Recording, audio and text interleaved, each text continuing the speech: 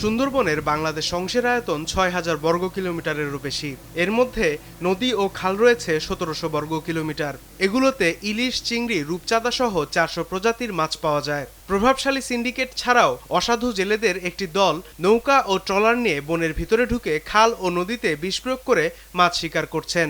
এতে শুধু মাছ নয়, মারা পড়ছে প্রায় সব জলজ প্রাণী। পরিবেশবিদরা বলছেন, বিষ দিয়ে মাছ শিকার করায় ক্ষতিগ্রস্ত হচ্ছে সুন্দরবনের জীববৈচিত্র্য। বিষ দিয়ে মাছ শিকার করার কারণে যে কাজটি হয়, সবচেয়ে বড় বিষয় হচ্ছে যে স্থানীয় প্রজাতির যে মৎস্য সেগুলো বিনষ্ট হয় এবং হাজার হাজার প্রজাতির মৎস্য বিনষ্ট হয়, যে কারণে সমুদ্রের ভিতরে ওই বিষের কারণে ম্যানগ্রোভ ফরেস্টেরও ক্ষতি হয়।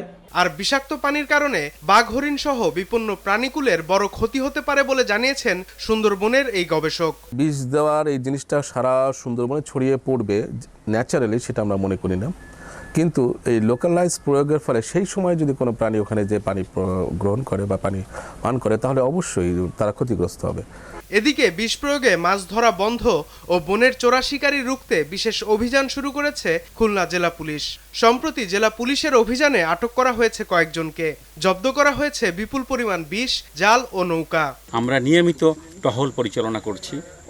গোয়েন্দা নজরদারির মাধ্যমে যে সমস্ত ক্রিমিনাল অফেন্স করে, বিশেষ করে যারা অপহরণকারী, বাঘ শিকার করে, হরিণ শিকার করে, মাছ নিধন করে এবং অবৈধ কার্যক্রম করে, তাদের গোয়েন্দা নজরদারির মাধ্যমে আমরা অভিযান পরিচালনা করে অনেককে গ্রেপ্তার করেছি।